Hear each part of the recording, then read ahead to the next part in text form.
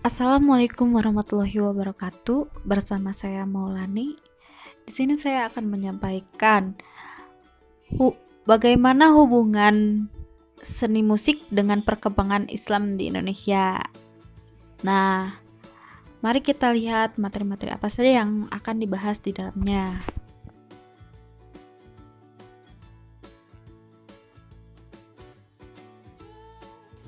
Materi-materi yang akan disampaikan yaitu: pertama, sejarah seni musik Islami. Yang kedua, hubungan seni dengan perkembangan Islam di Indonesia. Yang ketiga, musik Islami di Indonesia.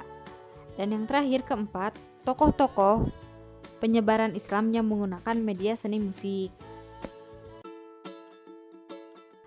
Baik, selanjutnya tentang sejarah seni musik Islami dan hubungan seni dengan perkembangan Islam di Indonesia yang akan dijelaskan oleh teman saya. Musik Islam memiliki latar belakang yang jauh, yaitu kebudayaan Arab pra-Islam. Itulah sebabnya, walaupun bersifat universal, kebudayaan Islam sendiri tidak bisa lepas dari aspek-aspek kearaban atau urubah. Dengan demikian, bukanlah hal yang mengada-ngada jika karakteristik musikal berbagai bentuk seni vokal Islamis yang kita kenal sama ini sesungguhnya berakar dari budaya yang telah ada sebelumnya, yaitu Arab pra-Islam. Sebelum masa Islam, musik adalah bagian dari kehidupan harian masyarakat padang pasir yang berfungsi sebagai pelengkap pertemuan-pertemuan umum untuk menyambut para peziarah rumah suci Ka'bah dan pemberi motivasi serta semangat para pejuang dan musafir. Sejarah musik Islam di Indonesia sendiri dimulai pada abad 14, ketika Kerajaan Majapahit mengalami kemunduran dan kehancuran. Sementara itu, terjadi perkembangan pesat kerajaan-kerajaan Islam yang berkuasa hingga Sumatera. Tentu saja, hal ini membuka jalan bagi kebudayaan Islam atau Timur Tengah untuk memberikan pengaruh kuat dalam berbagai bidang, termasuk seni musik. Jenis musik yang diperkenalkan oleh para pedagang Arab masa itu berupa alat musik gambus, rebana, dan rebab. Namun dalam perkembangannya, alat-alat musik ini mengalami perbedaan nama, bentuk, dan cara memakainya di setiap daerah. Pada awal perkembangannya, jenis musik dalam Islam bisa dibedakan menurut alat musik yang digunakan. Kala itu, musik Islam hanya mengenal alat sederhana seperti rebana, rebab, suruling, dan beduk. Nah, jenis musik yang berkembang pada masa ini adalah qasidah.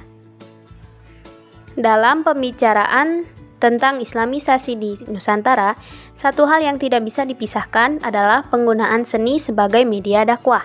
Para sufi, mubalik, dan para dai telah secara cerdas menggunakan seni sebagai pendekatan kultural dalam melakukan pribumisasi Islam.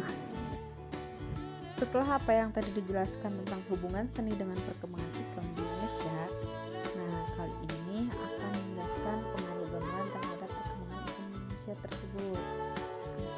Nah, gamelan ini merupakan alat musik asli Nusantara. Alat ini terbuat dari tembaga atau kuningan. Pada zaman dahulu, alat musik ini begitu populer dan tidak jarang pula digunakan oleh para wali untuk menyebarkan dakwah Islam. Pada saat penyebaran agama Islam di Jawa, Sunan Bonang mengubah gamelan yang pada waktu itu sangat kental dengan estetika Hindu. Gubahannya waktu itu memberi nuansa transcendental atau wirdi yang mendorong kecintaan kepada kehidupan dan menambahkan instrumen bonang pada satu set gamelan. Selain gamelan merupakan alat musik yang suci dan sakral, keberadaan gamelan sebagai instrumen dakwah juga dapat membantu ekspansi wilayah kerajaan Islam. Kerajaan-kerajaan Islam tersebut diantaranya adalah Kerajaan Demak dan Mataram. Pada dasarnya, Kerajaan Demak adalah kerajaan Islam pertama yang memiliki gamelan, dan gamelan tersebut diberi nama gamelan Sekaten. Meskipun Kerajaan Demak bukan pencinta alat musik tersebut, namun kesuksesan Wali Songo dalam menyebarkan agama Islam menggunakan gamelan membuat masyarakat Cirebon percaya bahwa kerajaan Islam adalah pencinta pertama alat musik tersebut.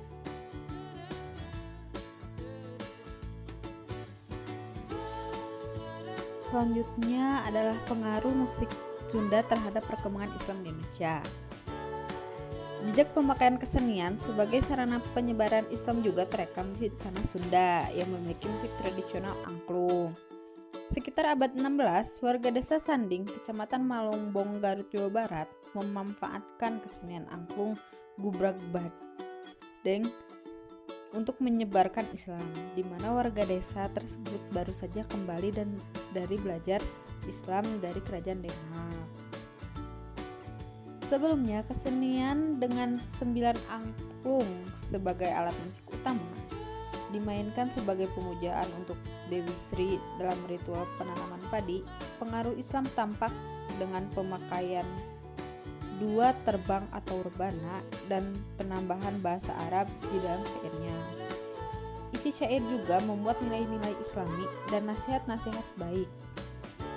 Setelah melewati sejarah dan hubungan seni pada perkembangan Islam, selanjutnya musik Islam di Indonesia. Ada beberapa musik Islam di Indonesia. Yang pertama ada musik kuda. Yang kedua musik gamelan, goong renteng. Yang ketiga laras madya. Yang keempat santriswaran. Yang kelima sholawat Jawi. Yang keenam seni gendring. Yang ketujuh musik gambus dan rebana, dan yang terakhir adalah qasidah modern. Yang terakhir adalah tokoh-tokoh penyebaran Islam yang menggunakan media musik. Nah, tokoh-tokoh tersebut dapat kita contoh seperti Sunan Bonang. Sunan Bonang menggunakan media musik gamelan sebagai penyebaran Islamnya. Nah, yang kedua itu ada Sunan Kalijaga. Selain menggunakan wayang, beliau juga menggunakan tembang. Dan yang terakhir yaitu Raden Wangsa Muhammad. Raden Wangsa Muhammad menggunakan terbang sebagai media musik islamisasinya. Seperti itulah hubungan seni musik dalam perkembangan Islam di Indonesia yang telah disampaikan oleh saya dengan rekan saya. Mohon maaf bila ada kesalahan kata. Wassalamualaikum warahmatullahi wabarakatuh.